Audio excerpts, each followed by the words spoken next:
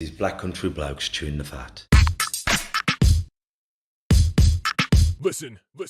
I've been hearing a lot lately about men don't talk, but in my experience, men do talk, just people aren't listening. So it's going to be me and a group of blokes discussing our struggles and victories through life. Warning, there may be some bad language, so apologies to all the moms, especially my own. Let's get going. Listen. Having, yeah. This is the Black Country Blokes chewing the fat about everything that is mental health, disability, and life in general. Here with me, Kev Dylan, and my partner in crime, Lee Cadman. So I've just come back off my holiday. It's great being in the sun. And, it's one of them holidays. Anything that could go wrong went wrong, The service wasn't the best, and the food was horrible. Even the booze wasn't that good. And I found myself with my wife going, oh, this, that, this, oh. And then she said to me, because why don't you do what you tell everyone to do, your gratitude list? And it was right. I was thinking about how the food was cold. I'm with the two people I love most in the world. It's sunny. We've got a swimming pool. We've got a comfy bed. We're together. And then it went from being the world's worst holiday to a great holiday. And my daughter, she loved it. She just learned how to swim, and she was bobbing around the pool, and we're playing Marco Polo. And even though the other children couldn't speak very good English or no English, children have this wonderful way of going over and making friends. And it's beautiful seeing it. And that's what we thought today, the holiday blues. And it's been great coming back to the sun. That helps. I mean, proper Englishman. I like it hot, but not this bloody hot. Yeah, it has been really warm, hasn't it? It's been... It's all good. Why is it not the same when you're on holiday? Like, you don't mind the heat that much then, do you? Is it just because you're lazing around most of the time? Well, I think you're laying around without a shirt on, dipping in the pool. Yeah, I was thinking... You don't like sweating in a boxing glove, is it? Well, that's it, yeah. No one wants me to take my shirt off anymore in here. I never did want it. But and I think, like, our buildings in the UK are designed to keep the heat in. And where I really suffer is in bed. You know what I mean? We had on holiday, we had this massive bed. And, when you've been married so long, you don't want to touch your partners. It's like a boxing ring. You come to the middle, do what you got to do, then go back to your respective corners. And it's, but it's lovely, and it's even lovely, because we were all sleeping in one room, and my daughter had a sofa bed, but then she was cold, and even just all lying in the same bed. And it's, it's lovely just all being with each other and not having my phone on, no social media, no telephones, no TV, nothing. We had our little music thing that we put on when we were in the room, and that was it. It was just being with one another. And I turned my phone on Saturday, got back at 7 in the morning. By the time we got in the house, it was 10, 11 o'clock. Turned my phone on, so I could phone my mum and dad.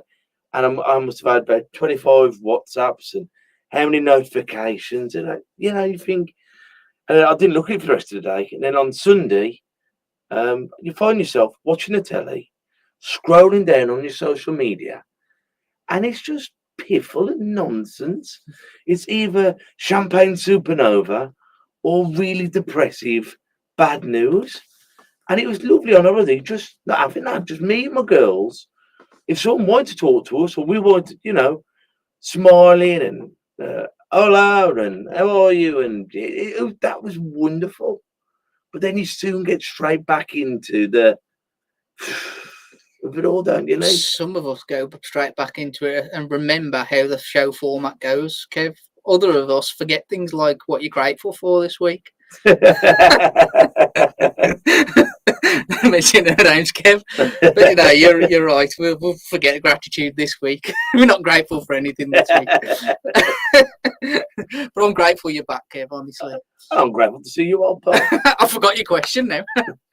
Just how it is, like, to be back into, like, I mean, you went to Centre Parks with the Drag organisation. Yeah, that feels like a lifetime ago already. It feels like last year, but no, it was fantastic. But it's in truth, yeah, that was a bit of a different one, because I don't know if anyone's been to Centre Parks who's listening. But it's very activity orientated. You spend a lot of time busy running around doing the activities and whatnot. And honestly, I come back and I felt like I needed to go have a break. So slightly different from a relaxing holiday. And I'm not sure Not sure now with 3 children and obviously them being disabled, how relaxing my holidays are with that on the majority of times. But I know what you're saying. You come back and it takes a good few days, if not weeks, to get back into the swing of things and get used to work and kind of forget about your holiday, doesn't it?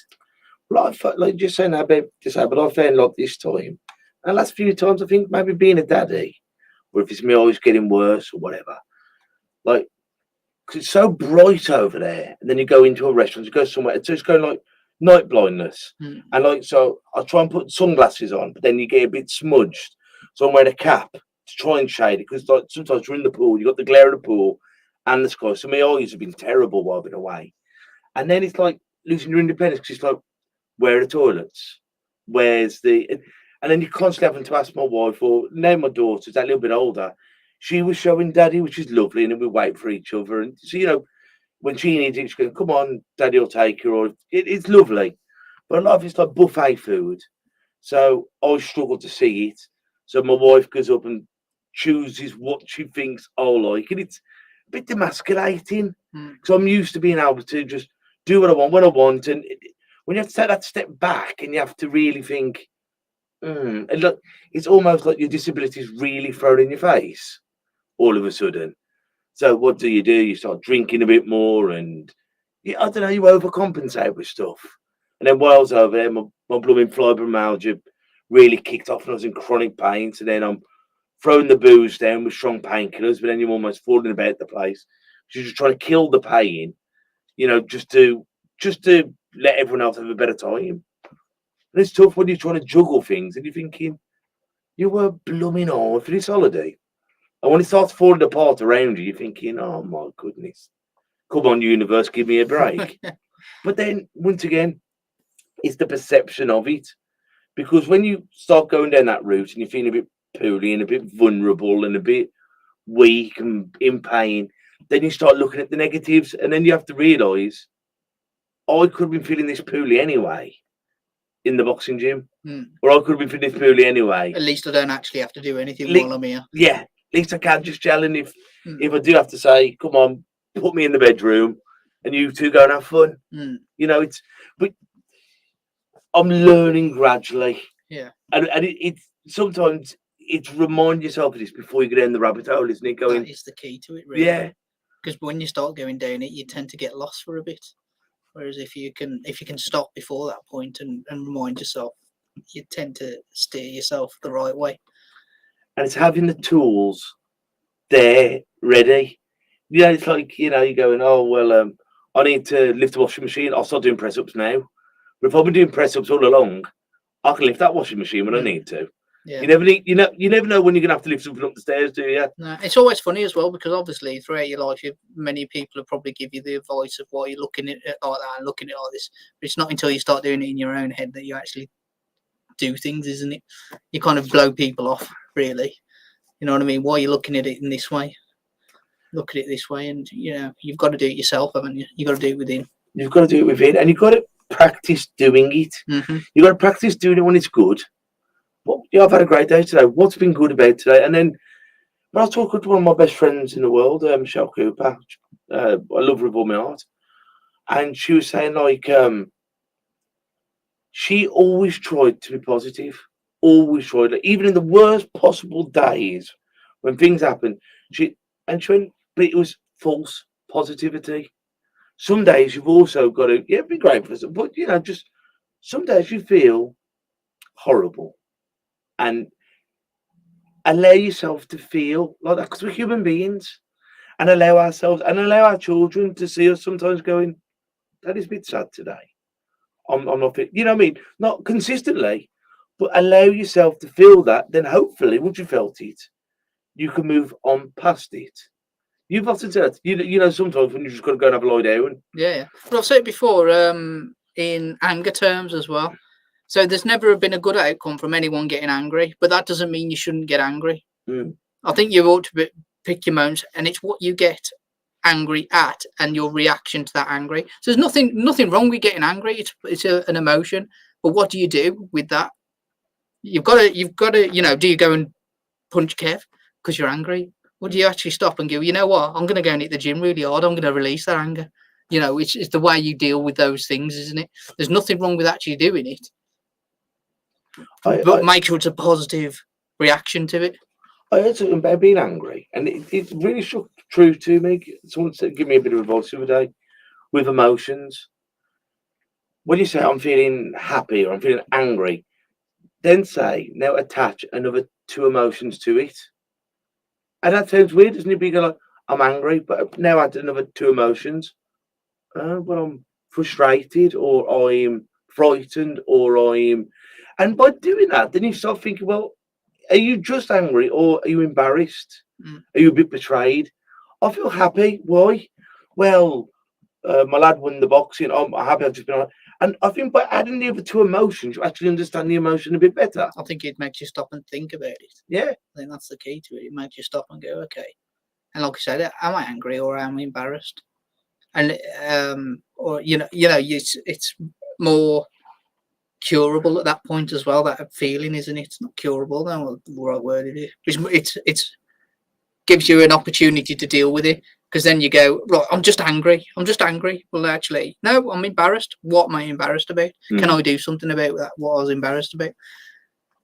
It's like we've got holiday blues. Why have we got the holiday blues? I've got to wake up in the morning. I don't spend as much time with my family.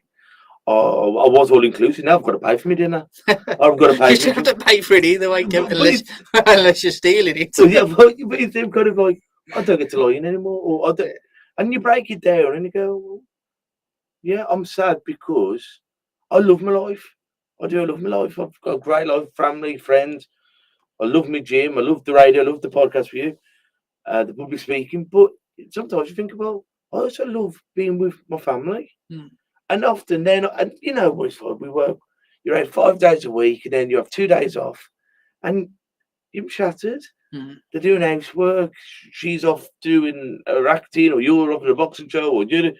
And it's lovely when you have time away from everything, i.e., social media, friends, peers, and everything, where you can just go, should we do something, or should we just cuddle on the bed, or should we go and sit by the pool, or should we go and watch a Mickey Mouse show?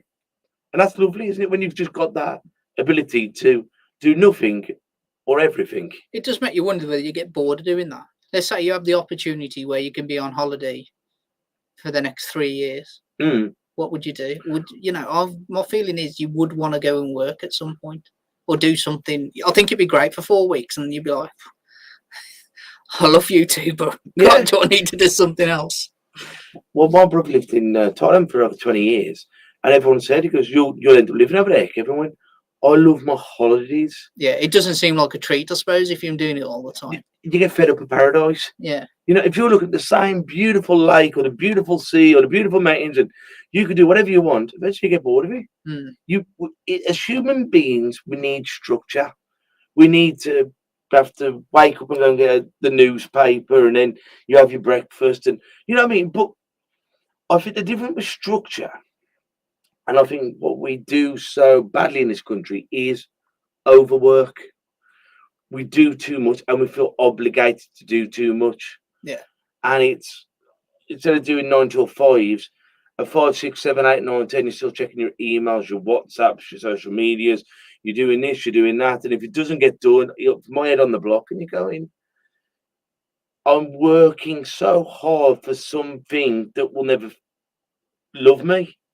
The things that do love me, I'm often neglecting so I can buy them another dress or another Barbie or another iPad. And really, all they want is you. But we can't accept that in ourselves because we're running on a wheel that's running too fast for us.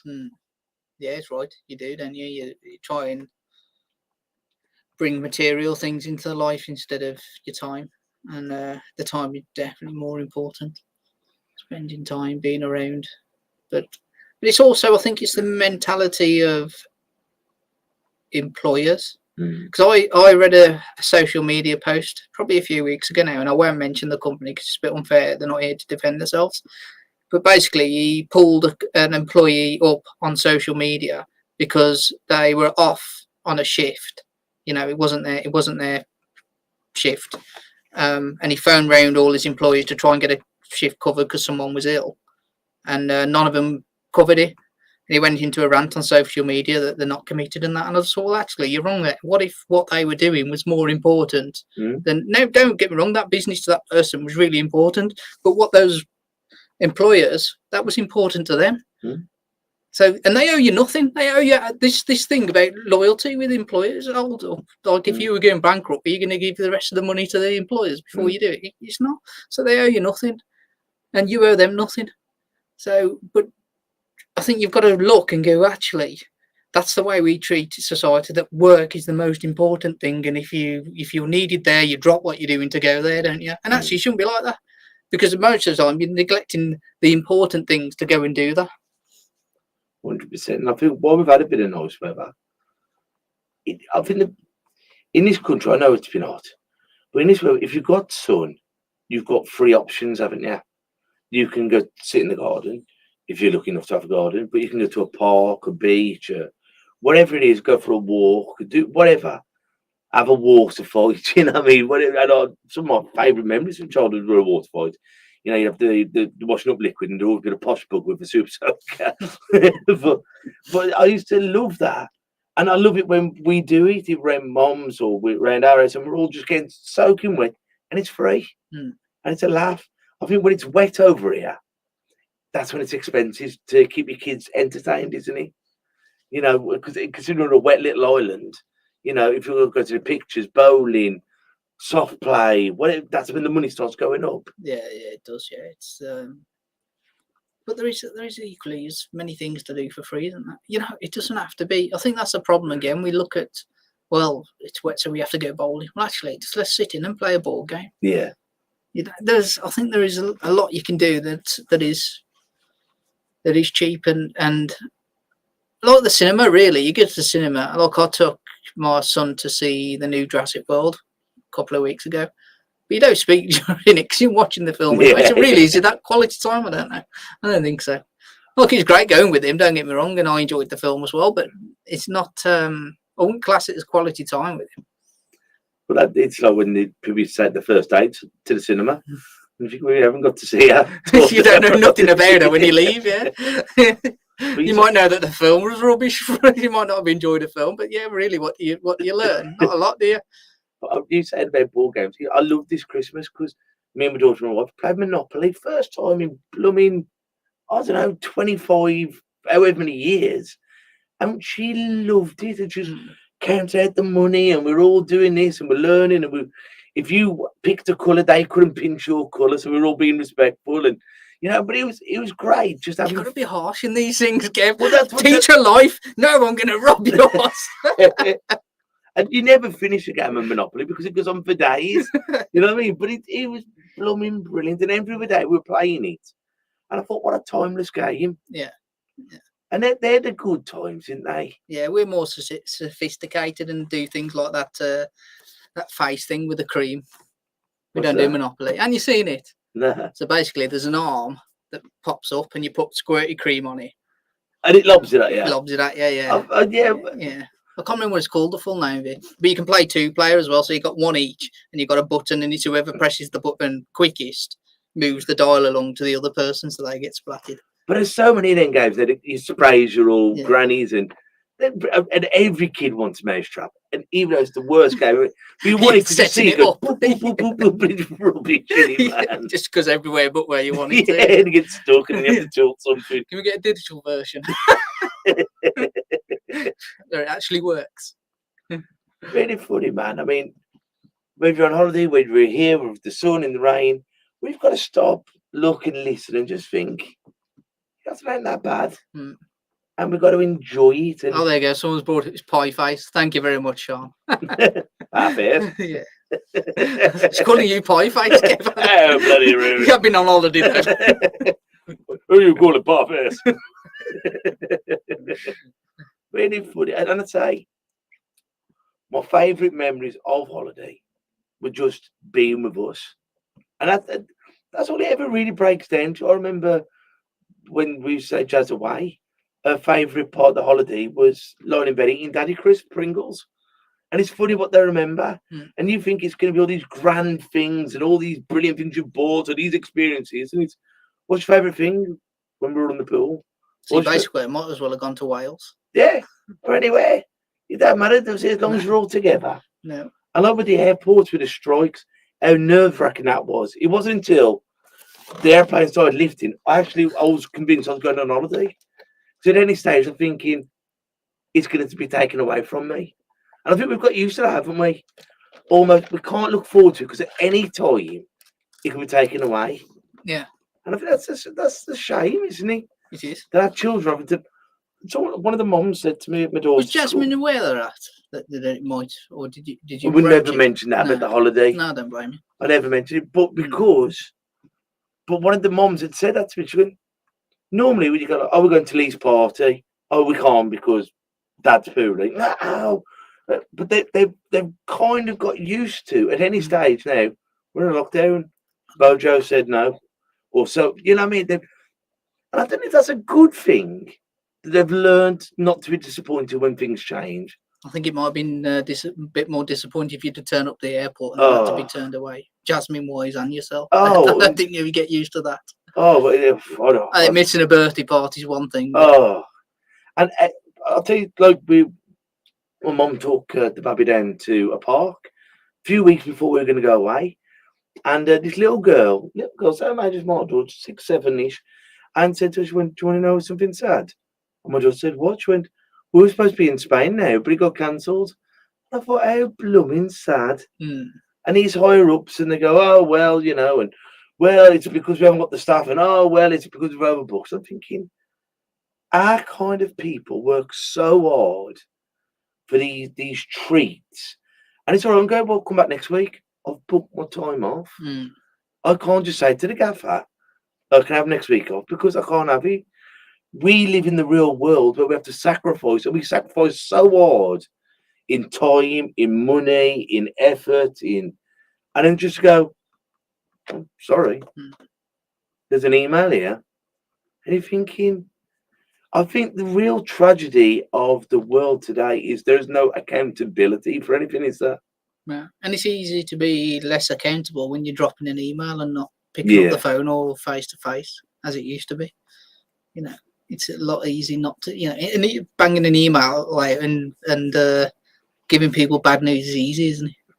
But even if it, but can you imagine you get there and it's that poor woman behind the desk saying, "Mr. Dylan, I'm so sorry." You vented her. Yeah. You go, "I hope you die," and she's like, "It's my job. I've got the worst job in the world today." Yeah, I can't fly the plane. If I could, I'd take you. I'm going to tell the next 100 people, the next 100 families, and that poor woman, she's on probably next to nothing. Mm. You know what I mean? Or that man, you know what I mean? Yeah. And you're thinking, what a shame. It is. Once again, it's the lower down that gets the flogging, the higher ups to rake in the loot on the back of the misfortunate. Yeah. Yeah. And unfortunately, we're seeing that from the very high up all the way down, aren't we? And I think, without being too political, we've just lost one plonker and we're going to bring another one in. And I don't know which one that's going to be, but I guarantee it'll be a plonker. And it might surprise you. it just fills you with a certain dread, doesn't it, at the moment?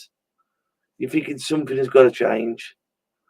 Maybe we'll talk about how it might change, but I don't know. Yeah, well, I don't know. I think the less said about it now, the better, to be honest, because it's been a long, hard few years, and I don't think if you can't change it, and we're just talking about it, we're just moaning. Yeah. And that's not helping anyone. But on a good note, I'm going to be one of the baton bearers on the 24th of July. I'm going to be coming somewhere through the Black Country. It still hasn't been set where I'm going yet, even though it's 2 weeks away. But as soon as I do know, it'll be all over social media, and it'd be great if you can come out and come and support, even a Throw Lions tomatoes teacher. at you. What's the Kate's coming with me? Hopefully she takes most of them. But hopefully you can all be there and we can all have a good afternoon out. You know what I mean? I think it's ending up in the waterfront, so wherever it takes us. It'd be great if everyone can come out and we'd all celebrate the Commonwealth Games that are coming up very, very soon. Lee, we're on the radio this Thursday, as always. I think it's just the two of us. But next week, we're joined by a GP coming on talking about loads of different stuff. And that's 7:30 next Tuesday. So please join us. Lee, is there anything you want to say before we go?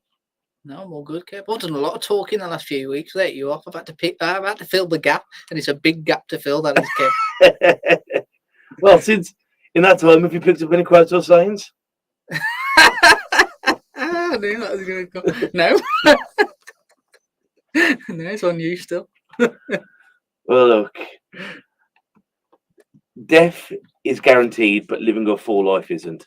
So start doing it. Start getting involved and start enjoying life. So, guys, until we see each other next time, take care of yourselves and each other. Ta-ra a bit. Listen. And that's a wrap for another show. But if there are any comments or messages that you would like us to read out for our next podcast, please be in touch. There are also lots of different organisations at the bottom of this page, and hopefully they can help you or someone you care about. Please share this to spread the word. Until we talk next time, ta-ra a bit. Listen.